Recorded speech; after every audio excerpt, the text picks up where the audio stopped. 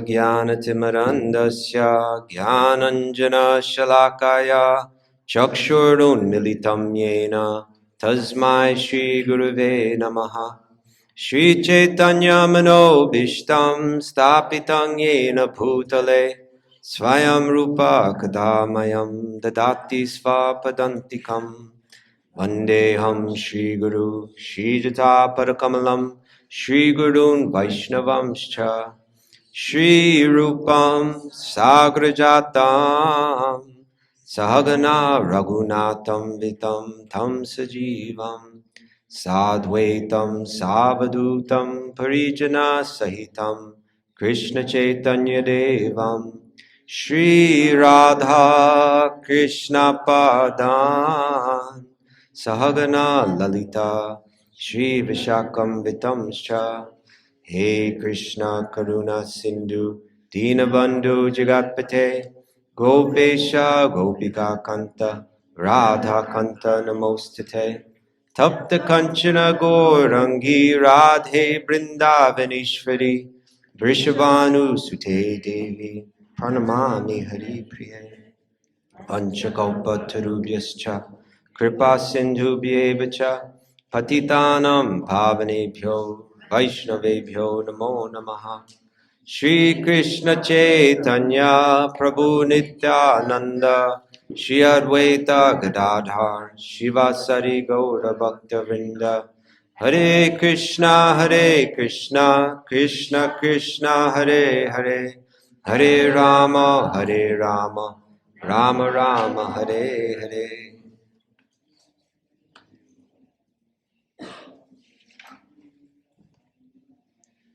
Okay, welcome everybody. Maybe I see we're filling it in today. Sunday's a big day here. Maybe people could slide forward and we can get a little closer. Don't be shy. Come right on up. Make some more room for everyone. We have Dharma and her group here. Yeah, good to see you all. Do we have people here from Penn State University? They've been? I heard some Penn State people were coming. No? Okay. It's a good thing that because another group may come. Today we're getting into, we kind of completed a certain section yesterday. And it's what I call conventional Vedanta, which had to do with the nature of the self, the mind, the world we're living in, and the four paths of yoga as paths to get out. And we spoke about bhakti. We really didn't have enough time to cover it thoroughly, but so much of what we're going to be covering now has to do with understanding what bhakti is. So I think that will unfold as we go forward here. And I'm just anxious to get into this new territory. So although I could spend another day just doing bhakti, let's just get into this. And this is, so if what we discussed previously was conventional Vedanta, I suppose what I mean by that is, what I discussed there was pretty much acceptable to anyone that practices Vedanta. And now we're going to get into an area where we get into the differences that Vedantins have and how Shastra, and specifically certain Shastra, certain Vedic texts, explain that there's a confidential aspect of Vedanta. That within these texts, some of them, it's there. By confidential, it doesn't mean that other people can't read it. It's written right in the text. Anyone can pick it up and read it. But there's a different qualification to access it and to really understand it. When we talk about Vedanta, commonly we talk about there's certain qualities that if someone possesses, then these qualities will help them excel in their practice, in their spiritual practice.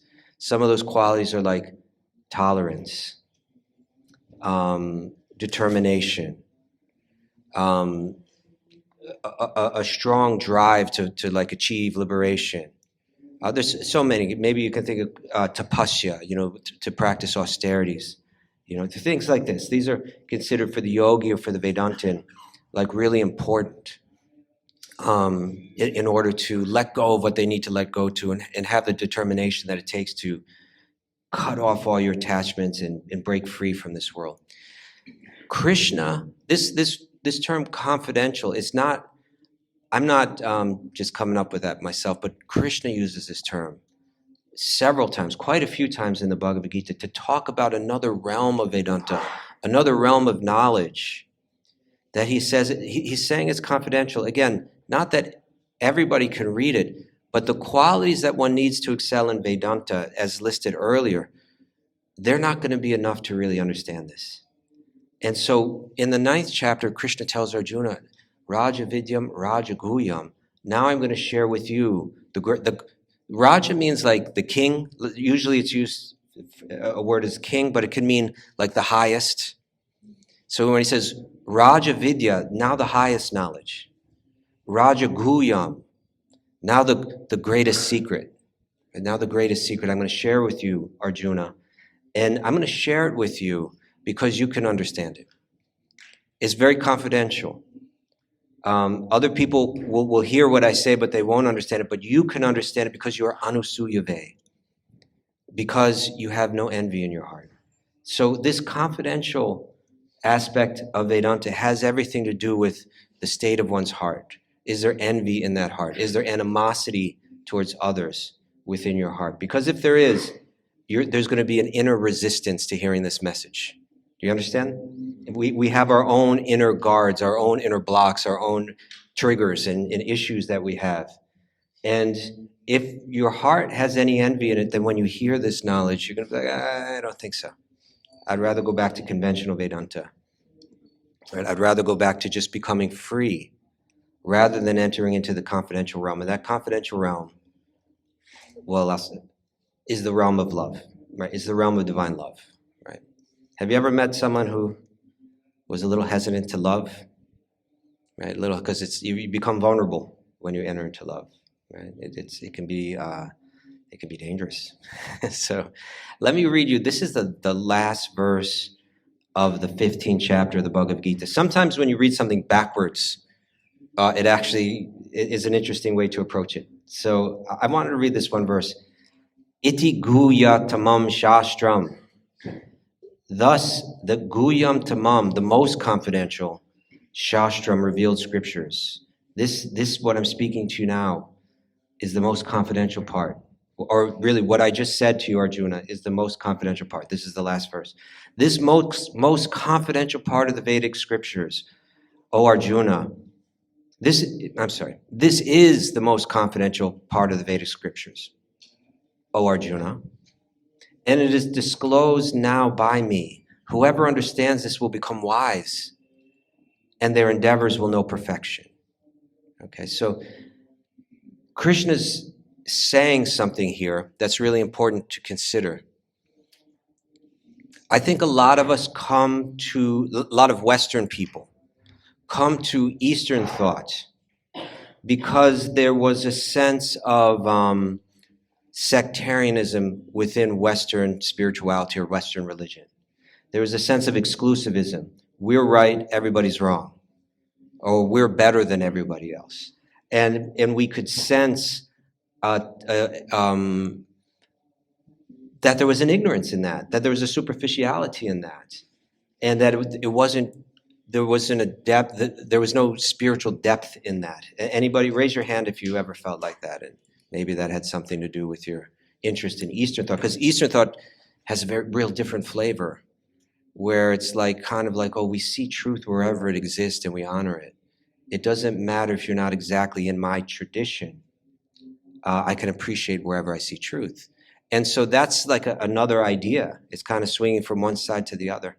But in that shift, right, from sectarian to, what would be the better word for it? Inclusive. Okay, that's a good word. Yeah, inclusive.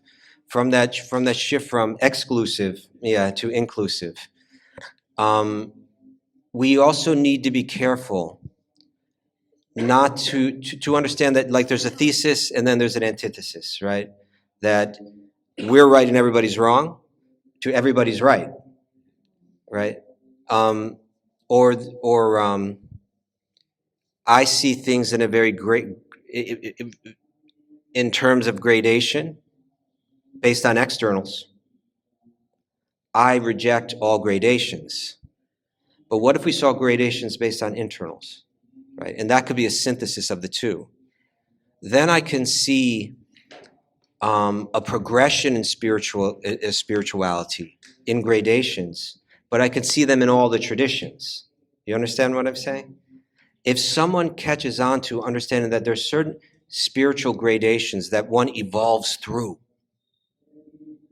and that they develop to divine love, then when you say divine love is the conclusion of spirituality, or divine love is the highest, it's not a sectarian statement, because I recognize that all the spiritual paths lead to divine love. And really what it does is it breaks down sectarianism, because it says, I'm on my path, and I haven't fully evolved to divine love yet. And you're on another path, but I see you've evolved to divine love. So I accept you as being more evolved than myself, right? Because you found the essence. The same essence that I'm looking for in my path, you found the essence in your path. And the essence is divine love. And you're going to see that in different paths. Like, for instance, I've been sharing this sometimes at the question and answer booth. The disciples of Jesus ask him a question. What is the most important commandment? Okay. Now, one could look at that and say it's a somewhat superficial question. Because what are the 10 commandments? Don't do this, don't do that, don't do this, don't do that. Which is the worst thing that you can do that's going to send you to hell quickest, is essentially what their question is, right? Which commandment? I'm not even sure if I want to follow them all, but what's the one I really got to make sure that I follow if I'm not going to really be in trouble, right? So it's a question like, I want salvation. I want freedom from the suffering of the results of my sins. Can you tell me what is the most important commandment amongst these 10? And Jesus circumvents the whole thing, right? He doesn't pick one. He takes it to another level. He takes it to a higher level, or you could say a deeper level. And he says, the most important commandment is to love God with all your heart, and with all your soul, and with all your mind. And even the very fact that he kind of breaks it down in that way, it's a very yogic kind of approach. So he says, you need to love God with all your heart, with all your soul, and all your mind. And, anyone know? Yeah, love your neighbor, or love your neighbor as yourself, right? So he's saying that there's a more elevated way to approach spirituality, where you're not just concerned about your own suffering, going to hell. In the Vedic context, that would be called accruing bad karma, or escaping the sufferings of this world, which in the Vedic context would be called moksha. But there's something higher and more meaningful than that. And that is love. That's divine love. And if you develop divine love for God, you will feel God for your neighbor. You'll feel love for your neighbor.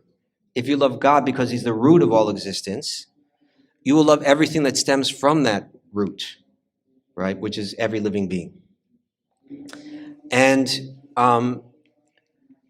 so this idea that he's saying that if you just develop this higher, deeper spirituality of love, all of those commandments, you follow them automatically. Like, it's not even a question.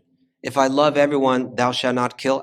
It's not even like, thou shalt not covet thy neighbor's wife, thou shalt not do this, that kind of stuff. You already get it without even having to think about it, because you develop love, which elevates you, right? It's for someone that's on a lower level of evolution, that you have to say, now don't kill anyone, okay? Don't covet your neighbor's wife, don't do this, don't do that. It's spoken to someone who's on a level that's not very evolved, to help them to come to one step. And teachings are like that. We have teachings for people on one level, and teachings on another level, and teachings on people on another level. Jesus was trying to bring his disciples up, step on up to another level. That makes sense? So in the Vedic literature, in Vedanta, these gradations are very clearly outlined, and they all come out in the text of one great sage, Vyasadeva. And I want to talk about Vyasadeva and his literatures and the progression. We're probably not going to have enough time to cover it all today, so we'll come back on Monday and get more into it. And really, we got Tuesday, thank you. We skip on Monday. But we have like 11 classes or something that left, and we're going to churn it now. We're going to get deep into like, what is bhakti? What are the Vedic literatures? How do they teach on different levels? What is God? Who are the devas? Who are the gods? What is rasa? What is lila? All these. This is going to be the confidential side of Vedic literature. Now, I want to continue with this chapter 15 of the Bhagavad Gita. Again, Krishna speaks of the gradation, right? He's not being sectarian when he does this. He's saying that there's an evolution that we all go through, that there's an evolution that you'll find in the Vedic literature. It's reflected in the Vedic literature. You'll see the same evolution in the cosmos. You'll see the same evolution in all the different spiritual paths, right? I'm not speaking in a sectarian way, but it's not, let's not get so triggered by sectarianism or concerns about sectarianism that we don't realize that there's a natural evolution that one goes through. And in the Vedic terminology, it would be from karma to jnana to bhakti. That's going to become a big theme in what we discuss going forward. From karma to my interest is I want the things of this world. I want to enjoy the things of this world. To jnana, my interest is I want to escape the sufferings of this world and let go of this world.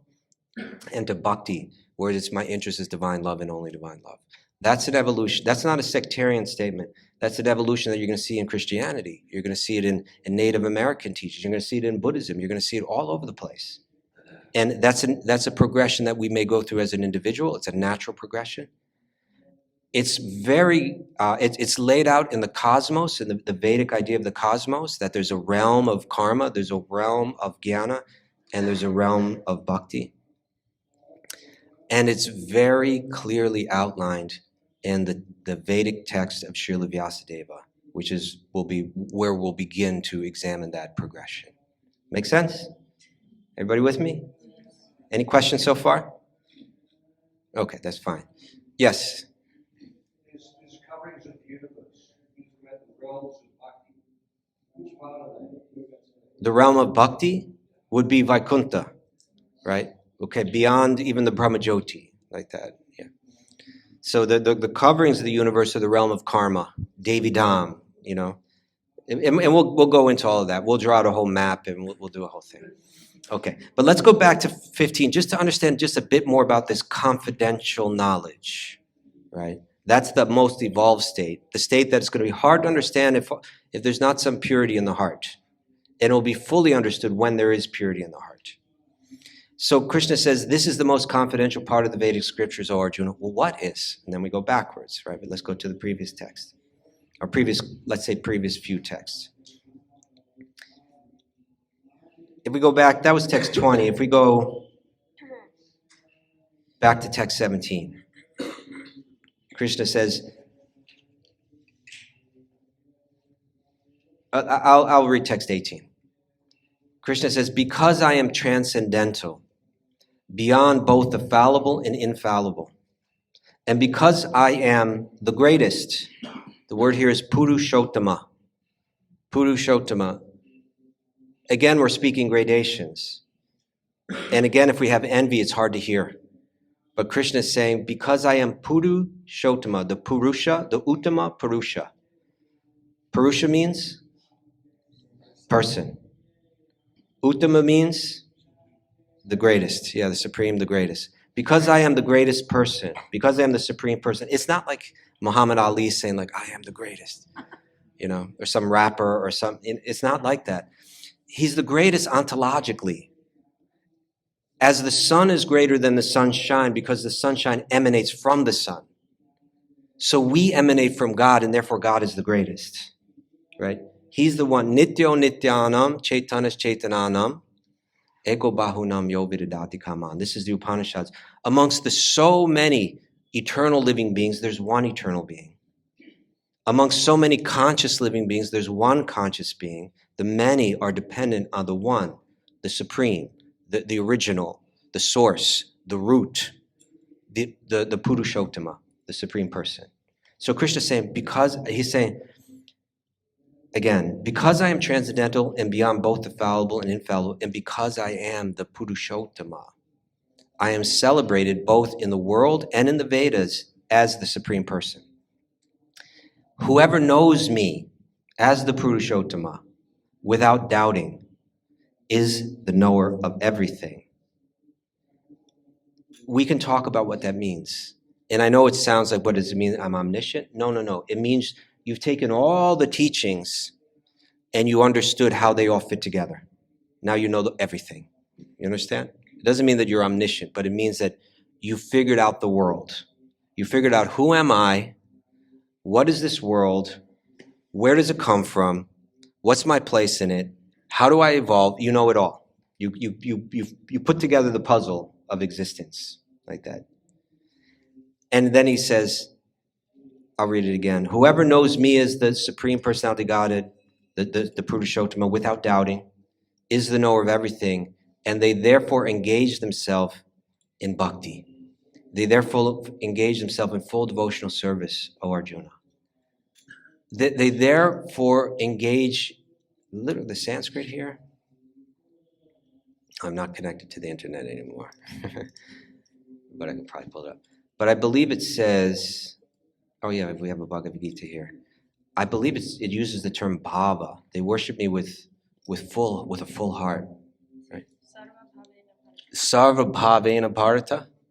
Bharata means Arjuna, O Bharata. They engage in bhakti with bhava, with sarva bhava, with a full heart, full-heartedness, fully in the full mood of love. When they understand that they engage with me in love, with full-hearted love, like that.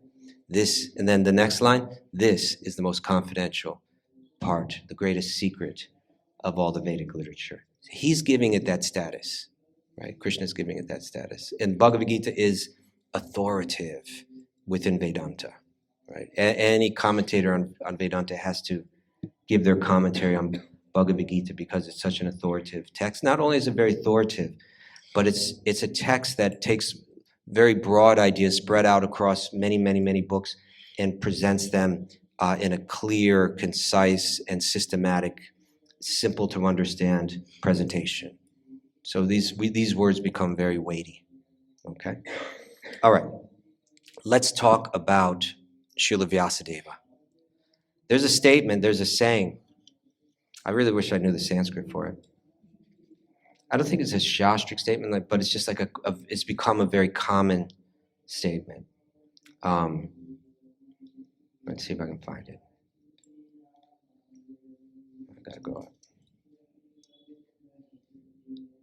It is written, from the infinite sky of the mind of the great sage Vyasadeva, all other sages have borrowed their knowledge, just as people might pick up items discarded from another's home.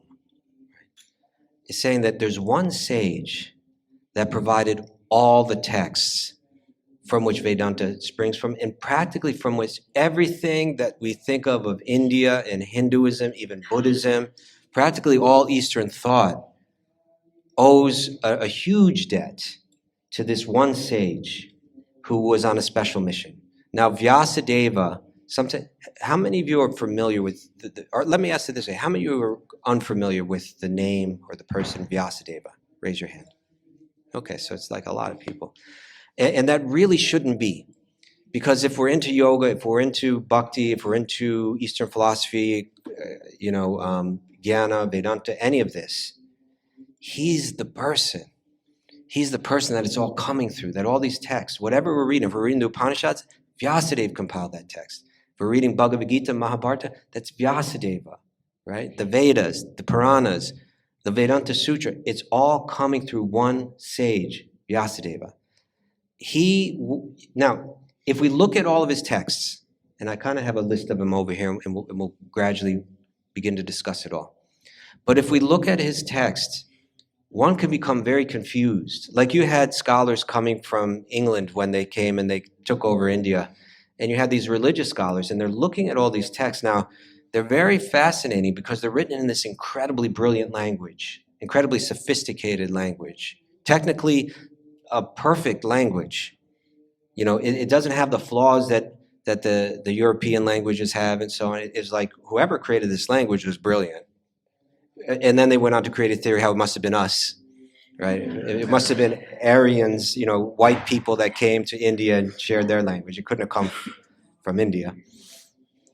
Maharaj, welcome. Pleasure to have you here today. So you look at all of these texts, they're obviously brilliant. They have incredibly deep philosophy in them. They have a fascinating theology, but at the same time, it seems like they're all over the place. It seems like they're giving different ideas for how to practice. There's a billion different practices described in them. Sometimes it seems to be saying that God is a person. Sometimes it seems to be saying God is not a person. God is an impersonal energy. Sometimes it seems to be saying he's God. Then it seems to be saying, no, he's God. No, she's God. No, it's like, how do you make sense of it? Is it a big incoherent mess? Is there a way that it all ties together? Is it that you can just pick and choose anything in their wild theology? How to understand it all? And to this day, people still struggle with it. But if we're going to, and there is a way to understand it. And if we're going to understand it, it all starts with understanding this one sage, Vyasadeva. So this is someone who we should all know, and we should be able to have, we should all have an idea who he is, what his mission was. And really, as you begin to learn more about him, there's a sense of gratitude grows in the heart. My goodness, what? You can read about him too. He's within all of these texts himself because he's such an important figure. Right? He's known as one of the Chiranjivas. This term Chiranjiva, it refers to certain people that are spoken about within the Vedic texts that have like these impossibly long lifetimes. Like they practically don't die. And it's said that he was thousands of years ago, 5,000 years ago, he was writing these texts up in the Himalayas. He took birth with this mission, special mission, which I'll get to in a moment. And they say he's still up there. He's still, you can, maybe certain sages can find him, So who is Vyasa?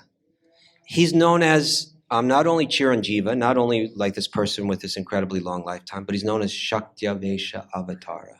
He's an avatara of Lord Vishnu. But Shaktavesha means he's not exactly Lord Vishnu, but he's a person who the power of God is working through for a particular mission. He's been empowered for a particular purpose. So he's got the power of God working through him like very, very powerfully, very profoundly. What was his mission? His mission has to do with the changing of time, with a shift from one era into another. And in the Vedic texts, they speak of time as going through cycles. They don't speak of the beginning, right? Or if they speak of a beginning, it's a beginning of a cycle. But they don't think of creation in terms of like at one point there was nothing and then there was creation. When we speak from the Vedic text, it's like it's always cycles. And it's saying that the earth goes through cycles of time, very long stretches of time that are almost like seasons of the year, right? Like spring, summer, fall, and winter. That they're saying that the earth goes through these cycles of time over huge stretches of time. And each time, it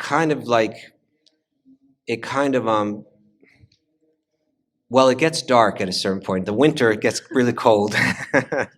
And that's the age that we're in. It's called the Kali Yuga. The 4 different yugas, cycles of yugas, saying in the earlier parts of the cycle, in the Satya Yuga, Satya means truth.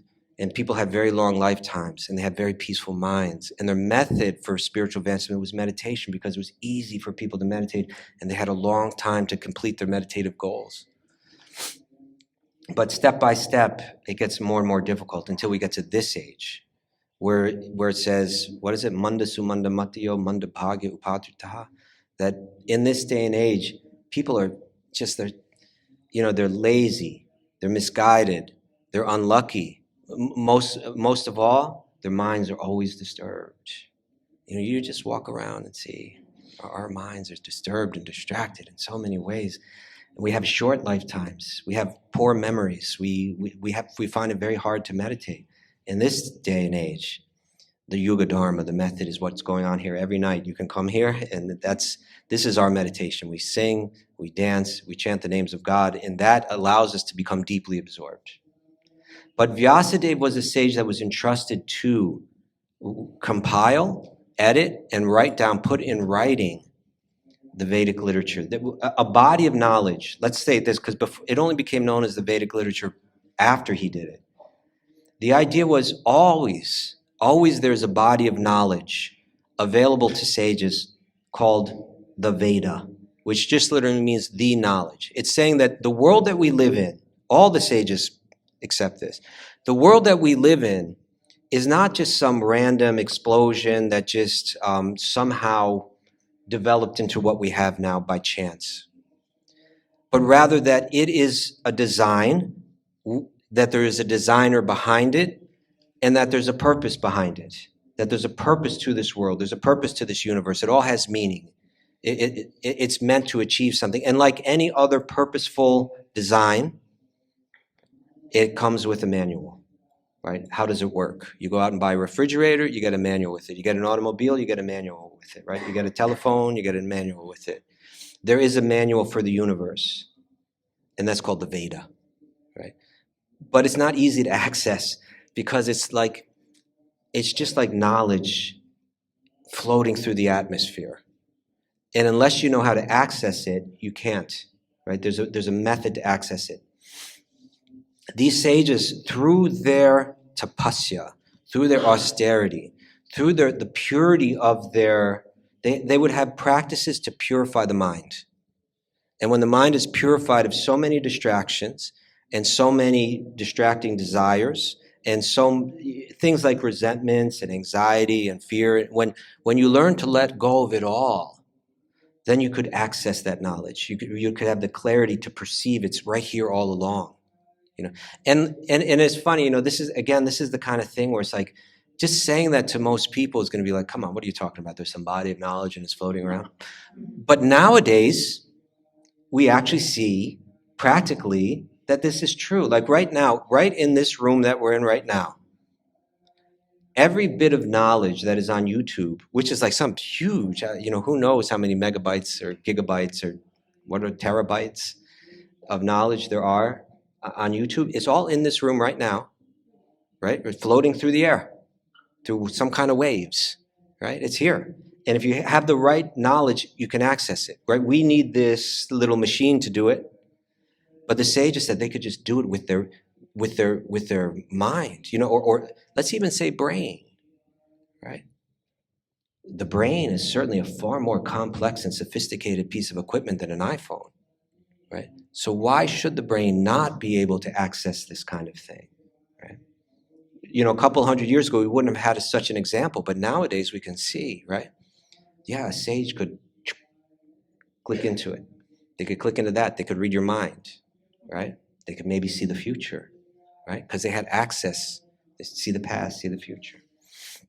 So Vyasa was a person that had that power.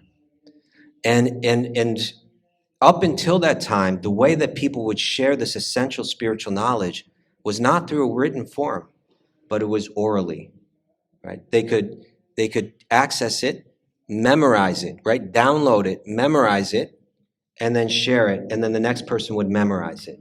And it's a lot of knowledge. Now, come on, how could a person memorize so much like that? Right? But again, let's compare the human brain to, let's say, a tape recorder, right? I remember, this will date me now, right? But I think it was around the late 70s where they invented the, I can't remember what it was called, the Walkman, the Sony Walkman, right?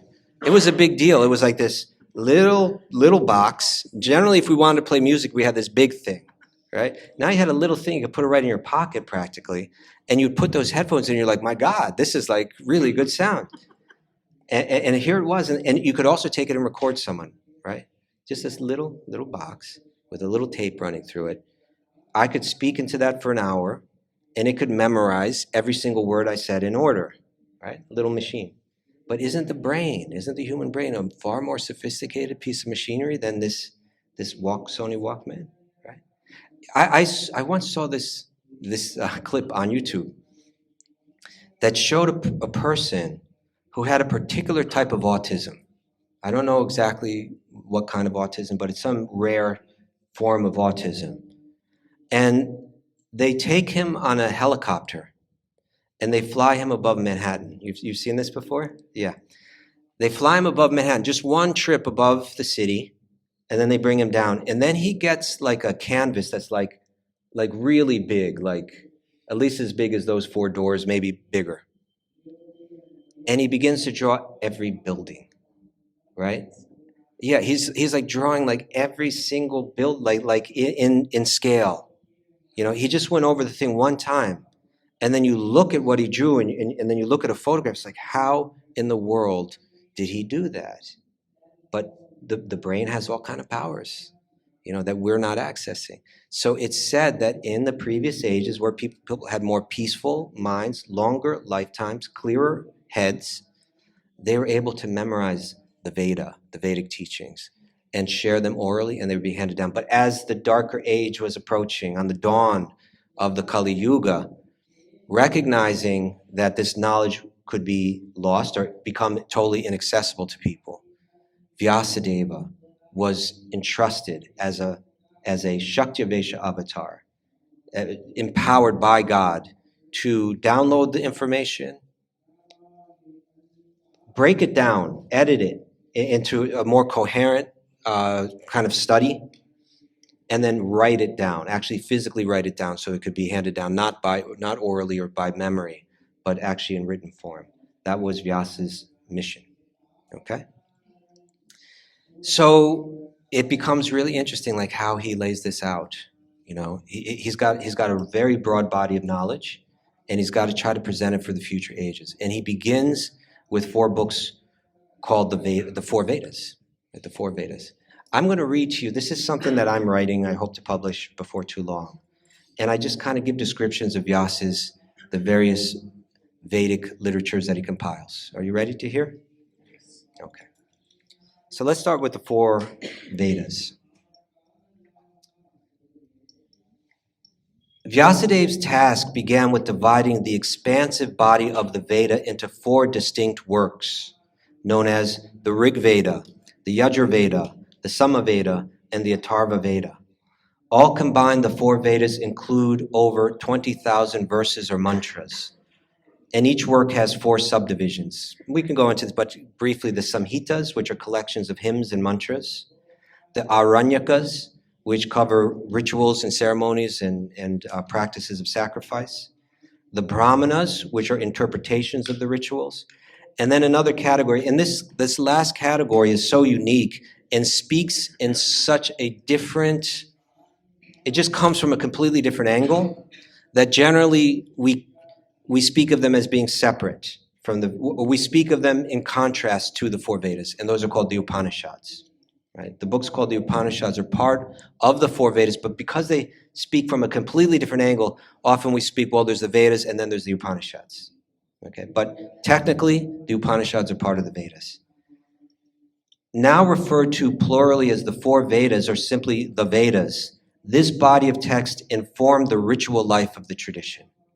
Their hymns honor a pantheon of gods and goddesses, many of whom personify aspects of nature and are seen as the superintendents of those natural gifts. For instance, who's the god of the sun? Surya. So there's Surya, the god of the sun. Who's the god of the moon? Chandra, or sometimes he's called Soma. Who's the god of fire? Agni. Anyone know the goddess of the dawn? The dawn? The dawn. Ushas. God of the rain? God of the wind? Okay, so all these different natural gifts, they each have a person behind them according to the Veda, the knowledge that's out there. There's someone that's a superintendent of it, right? Someone that supplies it. And then other gods and goddesses represented more abstract qualities, such as knowledge. Who's the goddess of knowledge?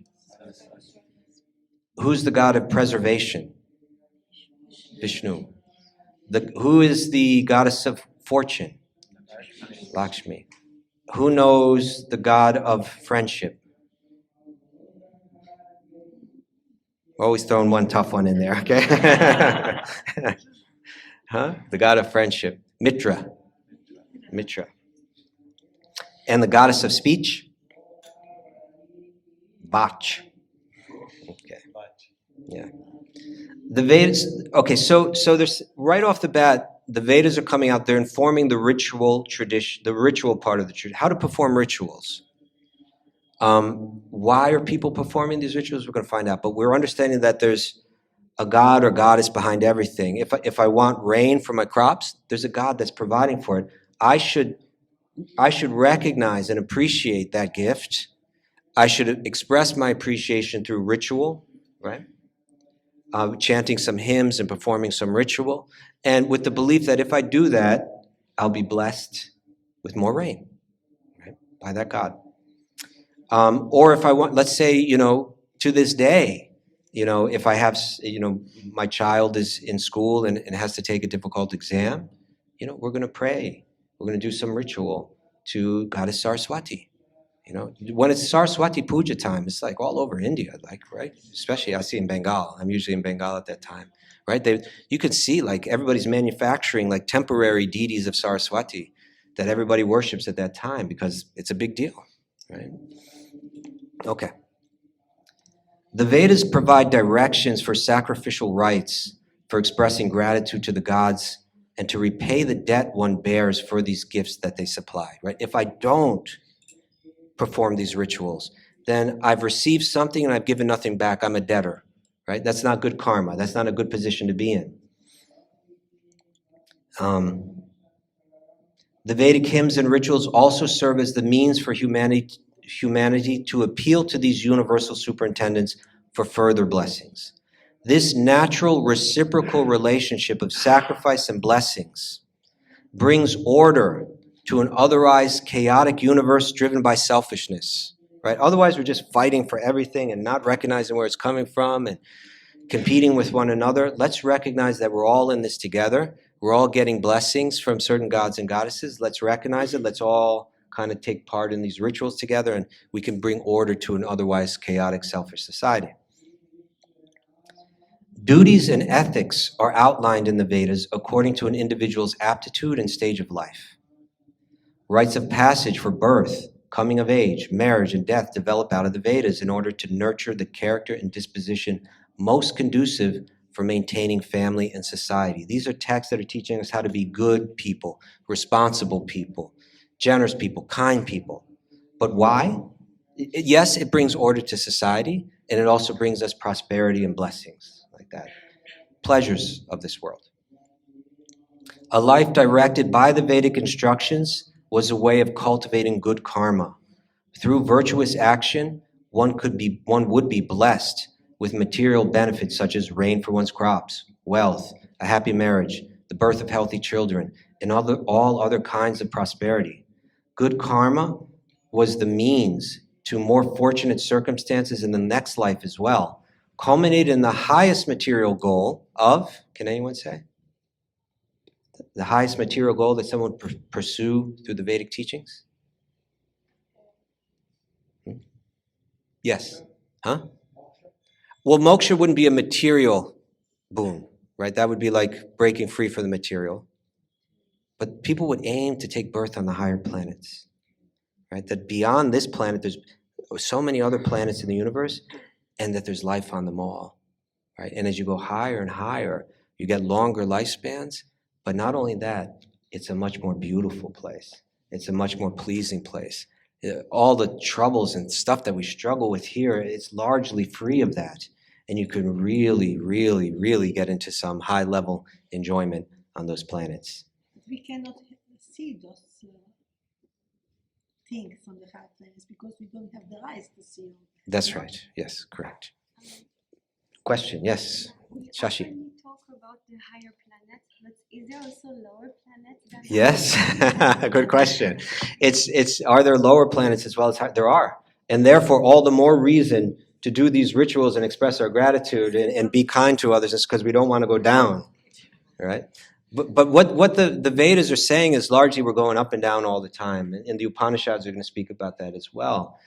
That even if you achieve this material goal, that you're very attentive to all the Vedic teachings, that you perform all the rituals, you worship all the gods and gods. You know, people in the Vedic culture, they're like, on Saturday I worship this goddess, and on Sunday I worship this god, and on Monday I wear this color, and I do this, and I have this jewel on because I want good vibes,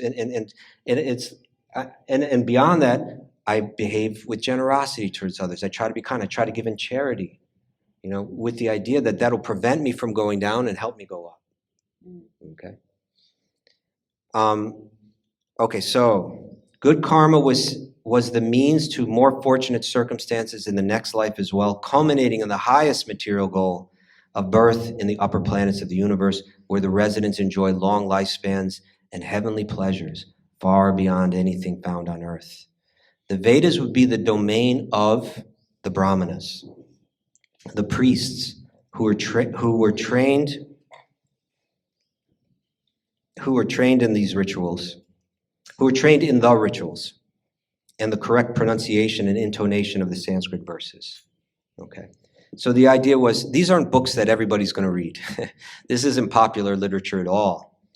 It's practically inaccessible to most people. And it's really giving directions on how to perform rituals and how society should be structured, so that the Brahminical class of people, who are like the scholarly, priestly class, could perform rituals for you and also give you instructions on your duties in life and how they should be performed. That was the idea. If you follow that nicely, you would accrue good karma, you would reap material benefits. All right. This is the four Vedas. This is the first part we're talking about. Tomorrow, we're going to go to the next level, and this is going to speak to the evolution that we were speaking about earlier in the class. We can look at this evolution at this board that I have here all the way to the right. Vikarma, karma, jnana, bhakti, right? The Vedic literature is going to teach on three levels: karma, jnana, and bhakti. Vikarma means like actions that are problematic, that create pain, that are forbidden in a sense. Someone on the level of vikarma doesn't recognize any handbook, guidebook for the material world. They don't recognize that gods and goddesses are supplying everything for me. Sometimes I've been using this example of, like, if you have a little child and you come to their home and you ask the child, "Where do you get your food?" And the child says, "I get it myself." "How do you get it yourself?" "I walk to the refrigerator, I open it up, and I take out the food." Oh, yes, on one level you got it yourself, but don't you realize that there are higher powers, benevolent higher powers, that provided that food, that brought it there and put it there for you? So someone on the platform of V-Karma doesn't recognize there's a god of rain, there's a god of the sun, there's a designer behind all of this. Their interest is in the things of this world, and they don't know about the rules or the handbook of attaining it. And they're likely to bind themselves into difficult positions because it's almost like a person living without understanding the laws of the land, right? You're likely to commit crimes and have to pay the punishment for them. Right. So V-Karma, sometimes there's a word for people that are on that platform. Sounds a little judgmental, but it's actually, there's an accuracy to it, which makes it important. But the term is Dvipada Pashu. Now, yoga teachers, what does Dvipada mean? 2 feet, or we could say 2 legs. And Pashu? Pashu means animal. Dvipada Pashu, a 2-legged animal. Right? Like there's lots of 4-legged animals and they don't know the laws and they're just interested in satisfying their senses.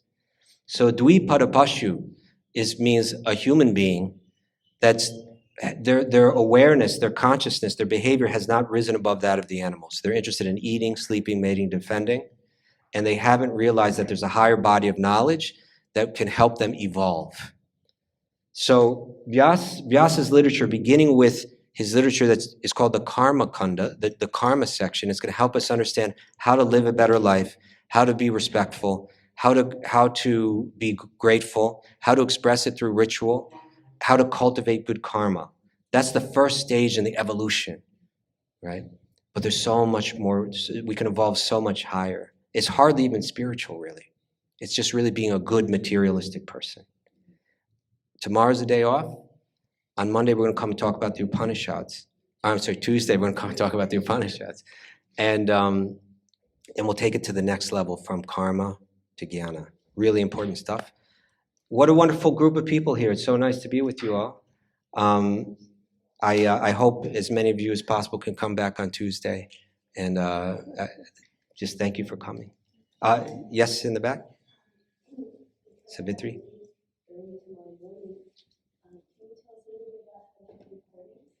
Yeah, anybody that would like previous recordings or future recordings of these classes, I think altogether there's going to be nearly 30 of them, probably like 27 or something like that.